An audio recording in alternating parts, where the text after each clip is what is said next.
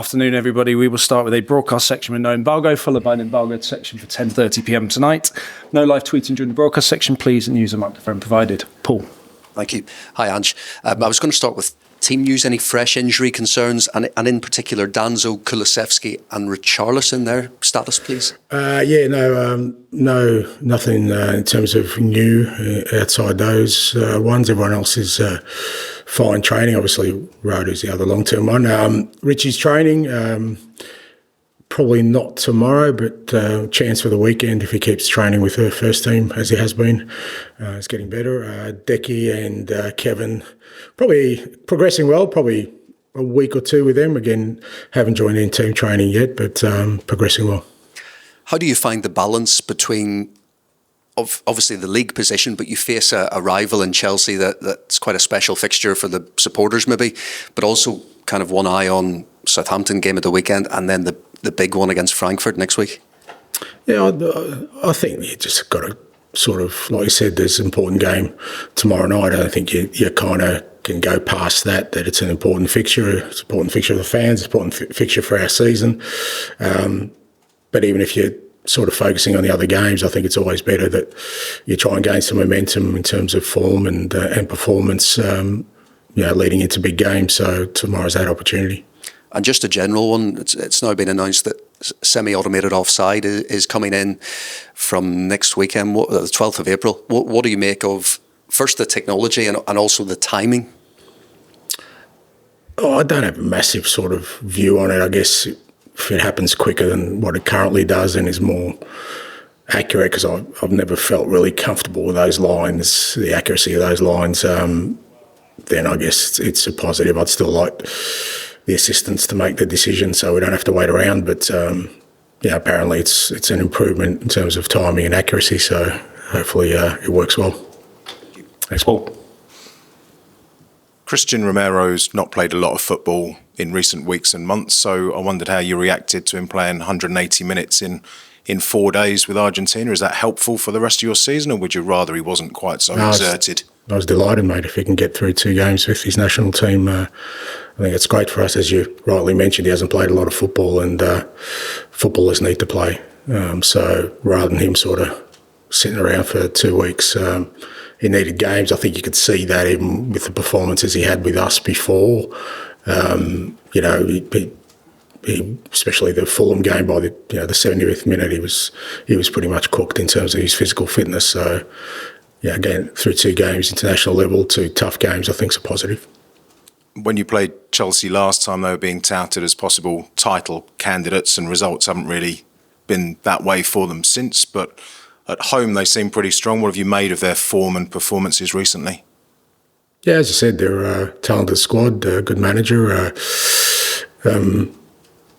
I still think they've had a positive season in terms of what they're trying to build. They've got some real talent, particularly in that attacking third. They obviously got hit by injuries as well. They've got some key players who have been missing, which affects all clubs, and that affected their consistency of results. But as you said, at their place, they're still a tough team to beat, so a good challenge for us. You mentioned it being an important game for fans. Spurs fans have been scarred for 30, nearly 40 years with this fixture, never really gone their way. I wondered, with fan base it being scarred, disappointed regularly, even pessimistic going into this one, do you notice any different air when you have casual conversations in the canteen here, in the corridors? Is there anything different in the build-up when you're going up against Chelsea here? Try and separate what you just said there. We're not talking about the fans. That's not what we're talking about here. We're talking about the next challenge, which is obviously Chelsea, and we understand the significance of the fixture. We understand, as I said, they're a good side. They're particularly at home. They're a tough team to beat. So we're going to have to perform at our best to overcome them. But that's a great challenge for us. As I said, we need to sort of try and build some momentum into the rest of the season and finish in a positive way. And going to Chelsea, we know we're going to have to play well to beat them. Thanks. And pass down to Rob, please. Hi, Ange. How beneficial has this past week been for you on the training pitch? I mean, you've virtually had all the players available ahead of a really tough run of fixtures. Yeah, no, it's been a good sort of international break. A bit unusual not having a game on the weekend, which kind of worked well for us because the majority of our international players played. So we were able to give them a sort of couple of days to recover post their internationals instead of just flying straight back, which I think was good for them. The guys here worked really hard, but again, we could give them some time off within that context. And the whole sort of group got together at the beginning of the week, and I think they're all in a good place mentally and physically. I think it was positive in that guys who probably needed to play some football did so. Guys who maybe needed a bit of a breather also got that opportunity. How's Lucas feeling? Because, I mean, he was in line to start his first game for Sweden. Yeah, disappointing for him. He sort of copped a virus pretty much first day. He got there and knocked him about. They held him sort of around for hoping to play in the second game, but in the end they just thought, because he hadn't trained at all, it was just better off here. So he came back to us, probably had a day off, and then has trained fully since, so he's okay. Okay, thanks. Thanks, man. Pastor James, please. Hi, Ange. I was watching the Optus interview you did the other day.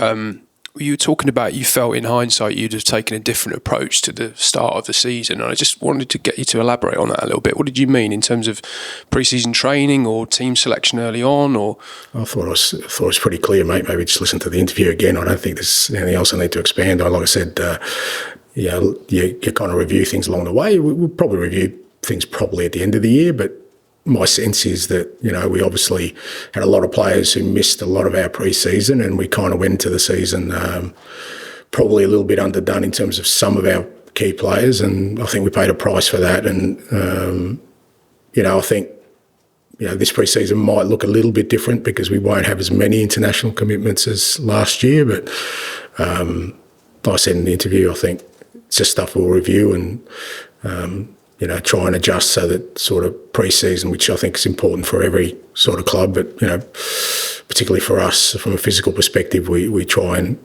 get right this year. And during the international break, Richard Pochettino has been talking again about wanting to manage Spurs one day in the future. I just wonder what you made of him going public with that at a time when, you're under a bit of pressure here and also you're going into a defining part of the season. It doesn't. I mean, Maurizio, hope, if he wants to come back one day, I hope it happens for him. I mean, we all have dreams and aspirations. If that's what he wants, then that's... I don't think he was... I mean, you're suggesting that he's trying to put pressure on me. Well, the timing of it felt to me a bit disrespectful to you, that was all. Oh, well, I don't feel disrespected. I think if you ask Maurizio that question directly, I think you'd get a pretty clear answer as to what his intent was. But again, nothing for me to sort of be consumed with. More focused on sort of making sure we try and win tomorrow night. Thank you. Thanks, mate. Jay, behind you, please. Thank you. Hi, Ange. I just want to ask you about Cristian Romero's future. He's got 2 years left on his contract in the summer. I think there are a few links during the international break with other teams. So, how do you see that? He's got a game tomorrow night, mate. That's what we're focused on. And then I think this could be the first league game since Chelsea at home in December that Mickey and Cristian could start together. How much has their absence impacted the team this season? Yeah, like any key players who missed games, it's great to have them back, and hopefully they're able to contribute to us tomorrow night. You said after the Fulham game that Bissouma can sometimes let the game drift him by. Just wonder, how do you address that with him before the end of the season? Same way as every other player, mate. We just work with the players, give them the feedback, and give them the opportunity to work their way back to being the best they can be. Finish with George, please. Hi, Ange. Earlier in the season, you had some very good away results and wins. Over the recent months, been some poor performances and results, and there have been a couple of flashpoints at times. Yourself with the fans at Bournemouth and some of the players at Alkmaar. How kind of important is tomorrow, obviously, not just to get a result, but to kind of try and unify the fans ahead of what feels like a really important 2-week period for the club with the Europa League quarter-final? I just don't think you can get caught up with that.